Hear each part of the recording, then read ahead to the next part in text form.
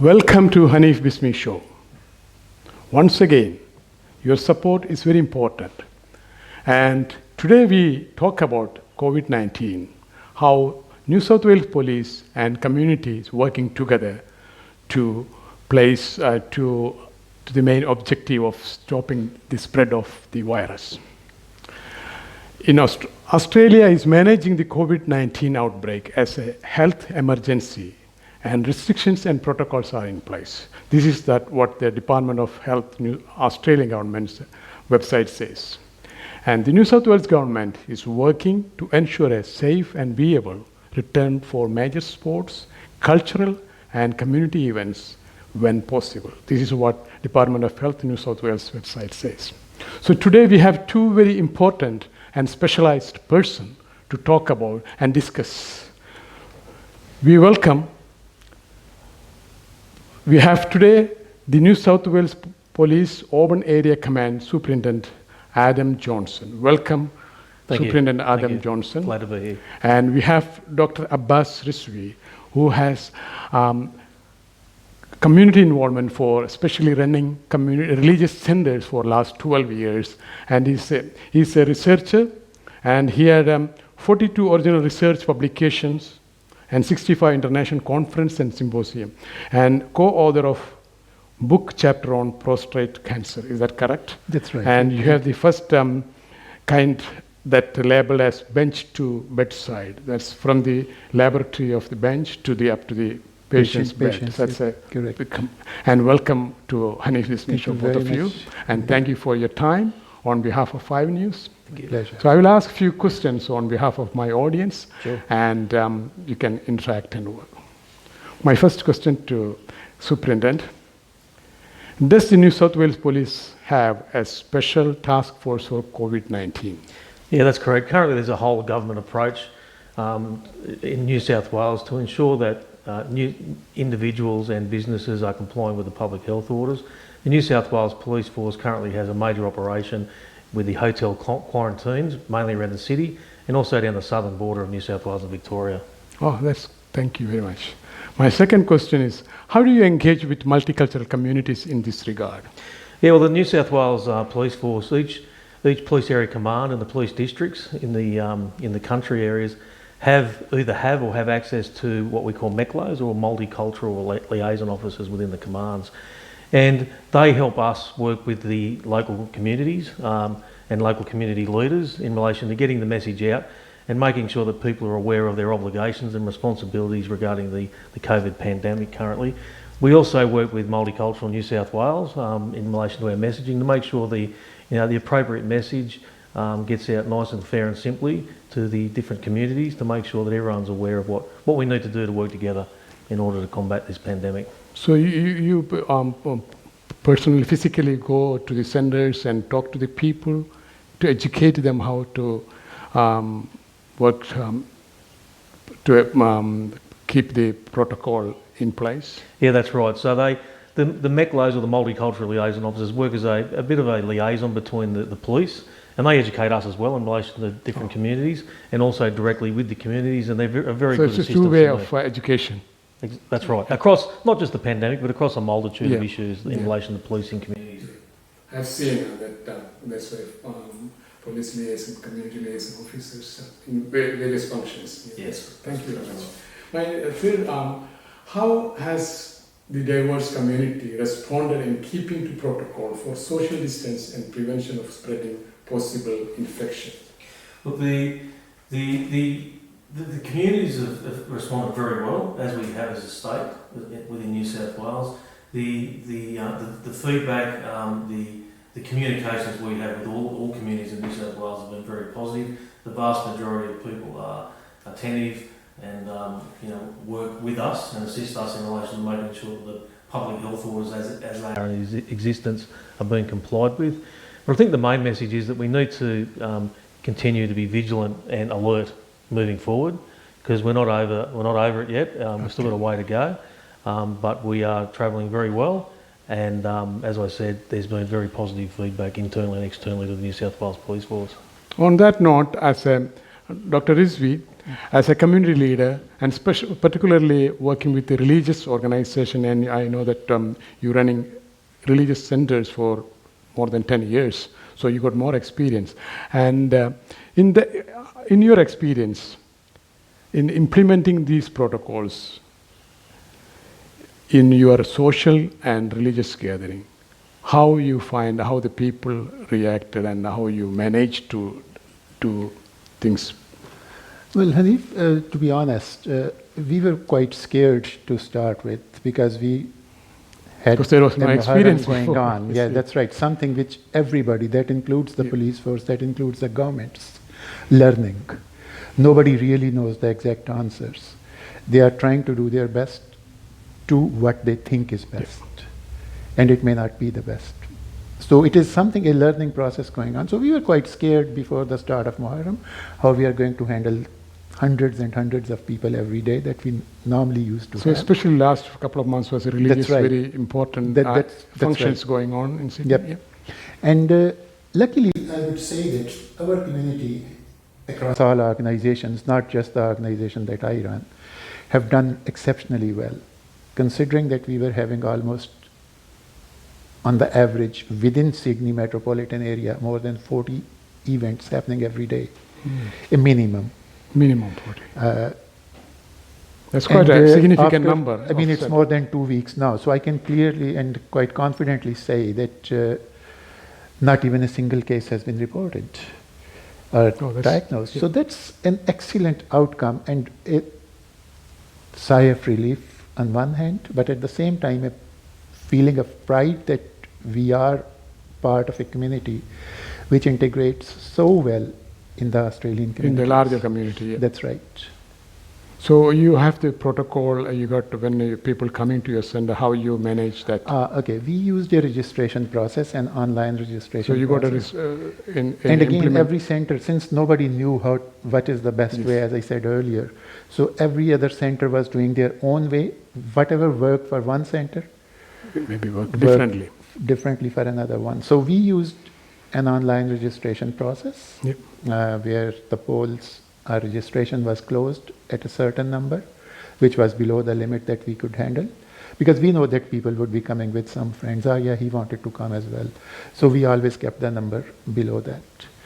And throughout this period, we split our functions as well. Like previously, we used to have a function where all the gents and ladies were together. But this year, we split them into ladies' functions, children programs, boys, So you girls categorize programs, the audience. and 2 gents programs every night, Yeah, okay. starting from 6:45, finishing at around 10:30. So you work as in a shift way. Shift That's different. correct. And you categorized children, women, and That's men correct. separately And to that cater worked very to well. maximum number Yeah. to cater maximum. Again, as I said, it may not be the best. There might be other better ways as well. But since it worked for us, and I think there is no point in changing anything which is already working. Okay, my next question to Superintendent Adam. What is the compliance rate? Do you find non-compliance from collective groups rather than from individuals? Well, Such the- as the religious gathering is always very emotional and things. Yeah, sure. The New South Wales Police Force, we're working with the whole of government in relation to making sure that both individuals and businesses are complying with the public health orders. The public health orders have been very well received by the vast majority of the community and communities within New South Wales. Unfortunately, there will always be a minority of people who think that the public health orders don't apply to them or their business, but I'll have to say that they are in the minority, Oh, the absolute minority. And the majority of people we go to, where they, it's a bit of an education thing as well. We'll work with them, and more often than not, people and businesses, are happy to work with us as well. So when you have come across any non-compliance in any gatherings or sports Yeah, well, events? look, yes, and generally what we would do is give a warning. Yeah, okay. But if people don't want to comply, well, there is fines that can be issued. But we try to use that as a last resort, of course, because it's something that's been really unheard of in the community, and we need to be have a fair fair and respectful approach. More flexible approach. Bit of a flexible approach, but people need to work with us as well. Yes. That's So right. yeah, working together, Correct. that's very important. And my last question will be, both you can have a chat with that, so our audience will know what exactly. What are the consequences for non-compliance, and what happened then if anybody non-compliance, and if you come across for a sender or a sports gathering or religious gathering, Sure. what is the consequences and how you work? So can you give us Well, look, insight I about- can start with that. Yeah. Look, if an individual is not complying with the public health order, you can be given a $1,000 on-the-spot fine. Okay. Leading on from that, in the case of an individual, there are fines of up to $11,000 and imprisonment for 6 months, but we're talking about more serious ongoing Okay. incidents of non-compliance. In relation to businesses not complying with public health orders, there's fines of up to $55,000, and that can also include over $27,000 for additional days of non-compliance. So again, they are hefty penalties, Okay. and they are there for a reason, because we are in the middle of a pandemic. Of course. But they are penalties that can stand for individuals and businesses. But again, like I said, we do use a fair and respectful approach. So you have come across any incident like cancelling any license for a business or any community so far? Well, in relation to like a licensed premises or so on. So licensed premises have a lot of guidelines that they need to abide by as well in relation to their licence. But look, there has been a number of fines issued throughout the state, but they're in the minority. Very much. Yeah. The vast majority of people want to do the right thing, and we need to work together with the communities, Yes. and particularly the police force, It's for the good of to get through entire this. That's right. humanity. Yeah. And as a community leader, is come across any issues with the people, because always there will be one or two people who always question and things, challenge things. So you have come across such kind of challenges. Well, not really. I won't be answering that in absolute terms, because yes, there have been a couple of people here or there who It's always do the not case, want to 1 or listen. 2% is always. But the volunteers that we have been working with are really great. So they were able to manage and handle them. Now, he spoke from the policing point of view, and I will talk from the health point of view. If there is non-compliance, the first thing that we have, the concern is that the person is sick. And how quickly it spreads, we all know it. From Kisula Crossroads or from Victoria quarantine issues, we know how fast it goes up. Yes. So that is a major concern. If there is, fines and everything comes later. Yeah. First is that yes, community, it's a responsibility to ensure that community is safe. And when the community is safe, that's when you can have the whole of Australia, whole of New South Wales to be safe. I will, however, add onto that as well that this virus is not going to go anywhere. We have to learn to live with it. Yes. There is Just no, like many other viruses. that's right. There is no vaccines. We keep listening. It will be coming up this, and even Australian government has got their projections based on the budget projections, based on the assumption that we will have a vaccine by the end of next year. I will be surprised to see that. Thank you very much. And it's not the police responsibility, or it's not community leaders' responsibility. right. It is your responsibility, and help them to help you. The police and correct, community and police and other business, and they're all working hand in hand to protect your health. So please support them at 100% Can I and add cooperate here? with them 100%. Yes. Yeah. Just about on that, because I just kept myself to the health side. The reality is that I can speak from our center specifically.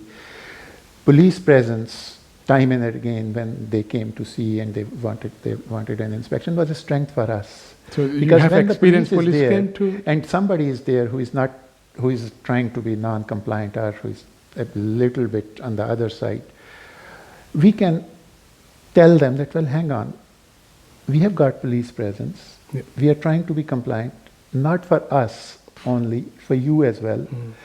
So police was, as I said, community was exceptionally cooperative. So was police. Their role was really wonderful throughout this period.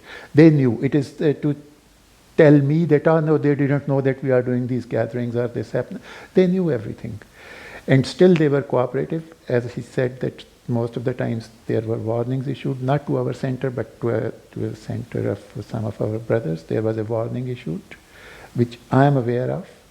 I'm not aware of any other fines or even warnings. And that's an excellent result from imagining the scale of the events. Yes, and as a media person, when I do research, and New South Wales Police doing great job, because police is working as hard as health department and other things. Communities. Because without their support and their protection to the community, we can achieve this. And that's New South Wales Police, one of the wonderful achievement in the world compared to other many nations, like many first world country. New South Wales is doing great job, and I have to appreciate and congratulate on behalf of Funny Bismi Show and on behalf of entire community and entire my viewers and 5 News Australia. So I have to once again congratulate New South Wales Police. And for my audience, please, this outbreak is not stopped.